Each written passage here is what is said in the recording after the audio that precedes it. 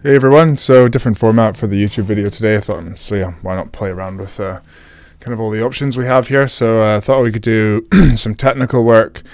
I've got loads and loads of footage of when I used to row, so what I thought I could do is talk through what I was working on at the time, what was going well, how I was doing it well, what was going wrong, how I identified what was going wrong, and then how you can make the same progress, and how you can, again, for us, it's always about breaking into actionable pieces of advice that you can do, and not just saying row well or row looser or have a better catch or work on your catch or work on your finish or take the blade out clean or be more connected. While those all sound like technical things, they really they do not help you understand what you actually need to do when you're out in the boat. Same with racing. It's like, win the race, get this score.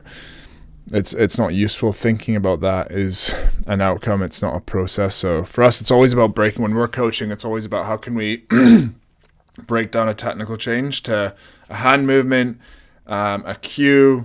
Instead of doing this with your shoulders, do that.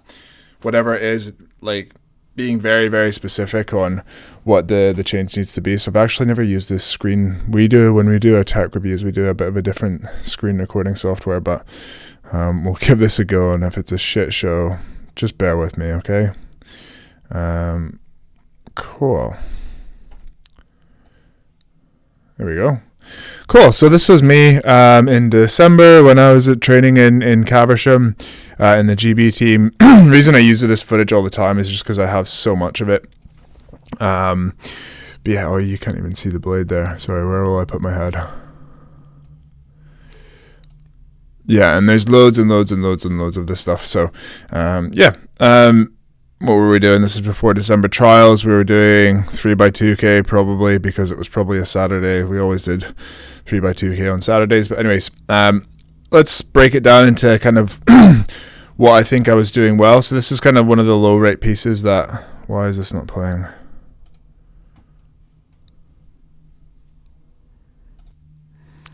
Yeah, this will be a 3x2K or something like that. Before December trials. I actually didn't really have the result I wanted at December trials. I remember this year, I think I was like 7th or something in amongst all the guys, but that was probably my worst result of the year. But anyways, so what am I doing well? Here, I think I'm holding good body position into the front, and I think I have good sequence and good connection once I'm in and away. So when I say that, if we're just looking at when I come through here, I would say, if you look at my body, if you can see... Yeah, if you can see with my body, kind of when I get to like this position here, I'm generally pretty still, kind of, up at a high rate. It's going to be harder to get set earlier than that, but, I'm moving forward. This maybe isn't the best shot. So I'm moving from, this position here through into like kind of this angle at the catch, and I'm getting there about maybe like my knees are halfway up, and I'm holding this position all the way through. So that's one thing I was doing well here, and one thing I would always, normally one of my strengths is just that ability to hold that posture as I kind of go in and just stay super still here. So that's a positive. And then the other thing as well, and again, like I was never a good rower. Like when I started, I was never very good with mobility. It was terrible. Like that was a big part of like why I got injured. So if you're sitting there thinking, oh yeah, that's great. I remember it used to piss me off when other rowers would be like, oh yeah, it's easy for you, Jack, to do that. You have good mobility. It's like, yeah, no shit, because I worked on it. Like I used to sit in lectures and in university, and I would sit stretching during a class. Like do stretching, do mobility.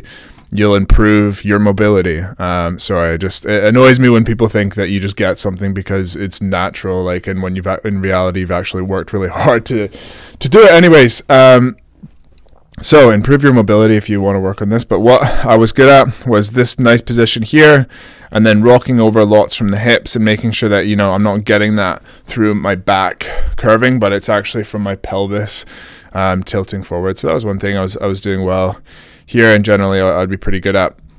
I think decent sequencing as well, like the arms are away quite well and out nice and long. And then when I drive, again, another thing about my mobility that allowed me to do in the boat was I could have a really good hang and leave the body further forward, shoulders in front of the hips quite nicely until kind of just about last minute, and then I really open with the hips and hang on it and make sure that when I'm coming through here, I'm really like pushing through the foot plate and making sure that I'm backing this up with good gym work as well. You want a good weight plan and a good mobility plan to be able to do this stuff in a boat. But a big thing that people get wrong is there's the same shortcut key to like get the pen is also the emojis. So like if you tap it, it brings up the emojis, but not, you have to like hold it to get the pen. Anyways, so that's why that keeps popping up. The reason we want to be able to hold this position here with the shoulders is because when you come to here, when the oars come through perpendicular in the boat, when the oars go from like there to like there, that is like the most efficient point in the stroke to push. If we look at when you're at the catch and you lock in, the angle of the blade, like yes, when you push, when your oar is at this angle to the boat, yes, some of the force will go that way, but most of it is going that way. When you go through the stroke, that's why you don't want to try and destroy the catch. You want to build on it. But when you come through here, this is a really efficient time to open. And if you've opened your back early, if you get to this point and your back is already there, you've got nothing to accelerate with. So this is one thing that I did well. I'm not like, this video isn't just me talking about how great I am. I'm trying to cover the positives so that people can see some areas that maybe I'm doing and they're not, and so that they can help. I'll get to the negatives, don't worry. But yeah, I'm not just going to sit here and talk about how good my technique was. Yeah, hanging through, making sure that you're pushing through the feet in the same way you would in the gym. Working on drills to make sure that you've got that hang and that press through the feet, and making sure that you're actually activating your glutes on the way forward, and you're backing that up with drills to make sure that you're activating your hips and you're pushing low. Again, this could be a video all in it of its own, but again, like, look, I was one of our athletes pulled me up for this when I say this. I was a short rower. Okay, I'm 6'1". So I'm not short for a normal person. I'm short for a heavyweight rower. But okay, if you look at most of my height, it comes from the length of my face and my neck, my actual shoulder height. See, if someone's like 5'10", 5'9", my shoulders will be in line with them. So I am short, okay, for a rower. Anyways, this is a really good way to row longer and beat people that are taller than you, is to really, make sure you separate legs, and then back, and then arms. And if you separate that length really well, you're pushing on the foot plate for longer. That's why force is a big part of that, is how much force you can generate is, like your power, but also how long can you apply that power for? How long can you push out through the feet? So anyways, that was a good positive that I did. So yeah, anyways, those are the two positives I'd like to kind of talk about. And we can get into the negatives now. But yeah, the big thing that I was not doing, I don't know if you noticed it, but just quite sloppy here at the finish. And, I talk a lot when we're working with our athletes about how to take the blade out cleanly. But this is that's not nice. Look at all that dirty water that I'm flicking up there. You can kind of see, again, another sign you're not getting it right is just look at that. Ew! What's that? That bit of water there. You want it nice and clean. You want it popped out, nice and easy, and then turn feathered. Pop the toast, spread the butter. That's if you want to think about it like that, I don't know. So yeah, I was not taking the blade out cleanly enough, and it's It's easy to do this at low rates. It's harder to do it at high rates. So you need a real conscious effort. And that's one thing I learned worked really well for me. Again, everybody's different. You always need to find out what technically works well for you. For me, I always found that taking the blade out square, turning it feathered, and having that nice kind of click out, and then the same on the way forward, having that same click with the square going in. So that was a big thing. This is one thing Ricky Walsh taught me and drilled into me, was just to be cleanly here. So if he saw this, he'd be giving me some shit. So yeah, that's the main one, is take your blade out square. This is what I could have done better, is take my blade out square and then carry my hands lower as I go forward. And what I was doing wrong here is I would take them out and my hands would kind of like stay high, and I'd carry my hands high. My blade would just scrape along the water, and then I'd get to the catch, and because I was so close to the water, I'd have to push my hands down, lift them up, and not prepare in time. And if you don't have the shape with your hands, you can't square early. You can see like the right blade close to the water the whole time. Right before I get to the catch,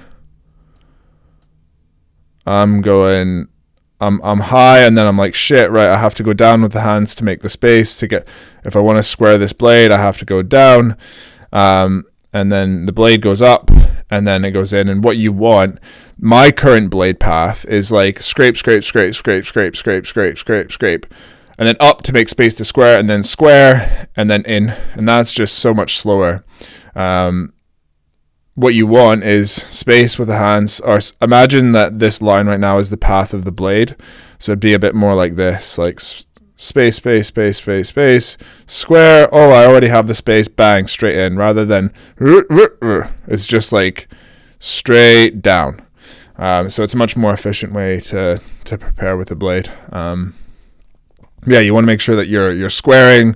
You want to make sure, another key for this is making sure that when you're when you're moving forward, that you're also getting your weight down low, and you're activating and you're properly engaging, the muscles that you want to be on the recovery. So yeah, and then squaring, again, you can do lots of drills to help with this stuff. That's what I used to do, is like the preparing and getting more comfortable at the front.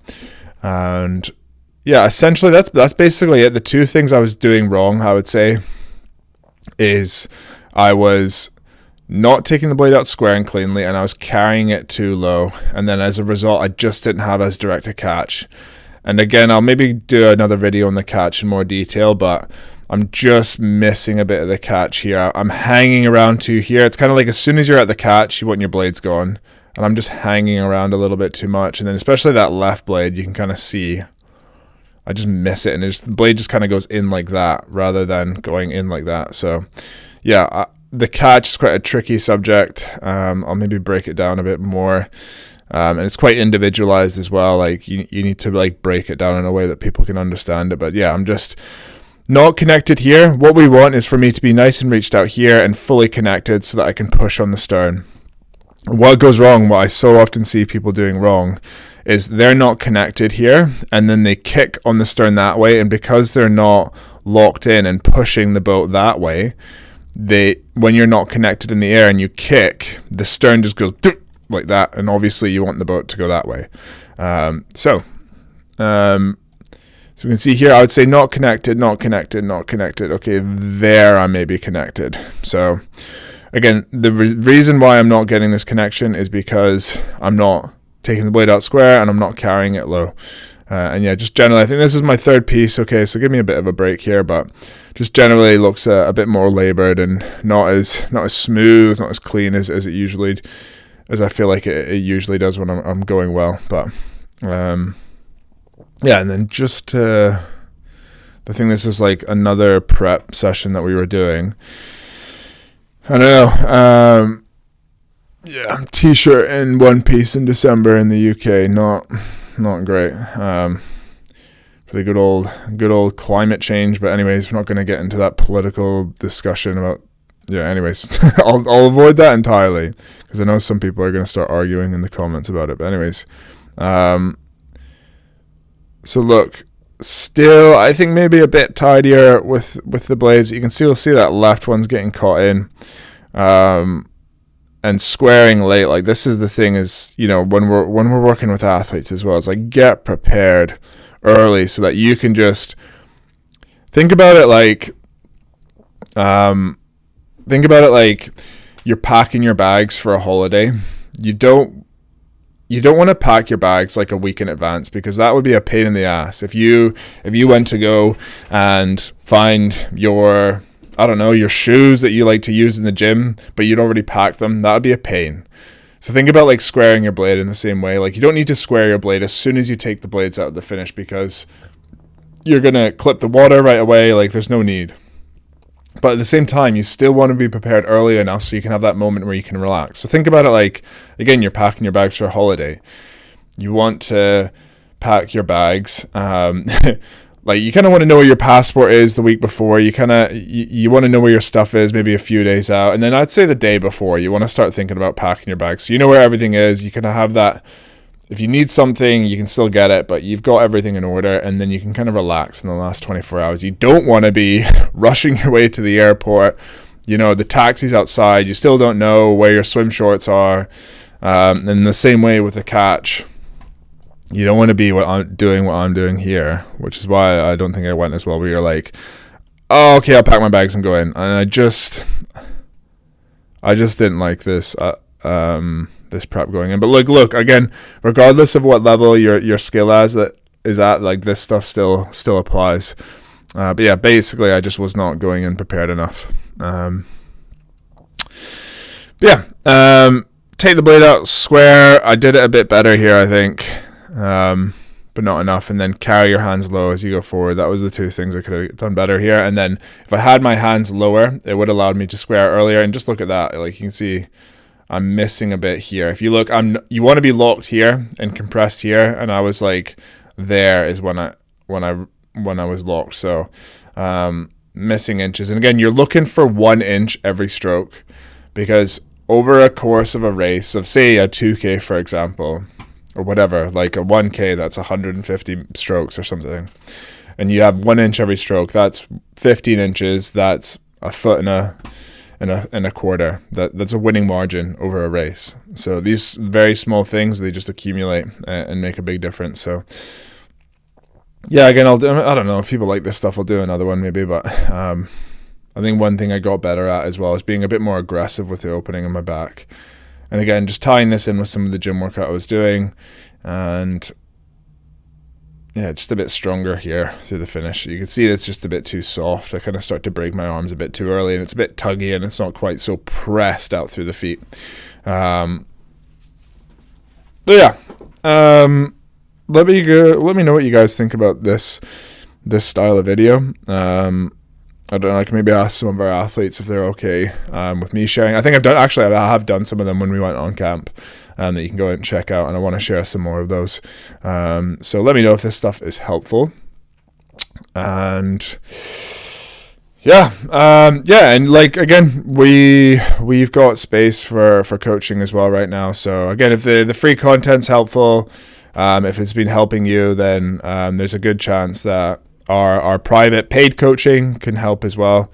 But at the same time, we're going to keep putting the free content out there. So if it's helpful, great, like and subscribe and stay tuned. But at the same time, if you want to see if you could be, a good fit for how our coaching works, you want to book in a chat with me to discuss it, I can give you some value and see where you are with your rowing and see if I think we can help you. And if we have the call and it's you end up not being a fit, that's okay as well. You'll still be walking away with something to go away and implement regardless. So yeah, anyways, cool. Let me know what you guys thought. Let me know if you have any questions about the technical stuff.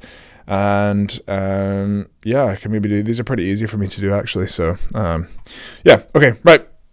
Toodles.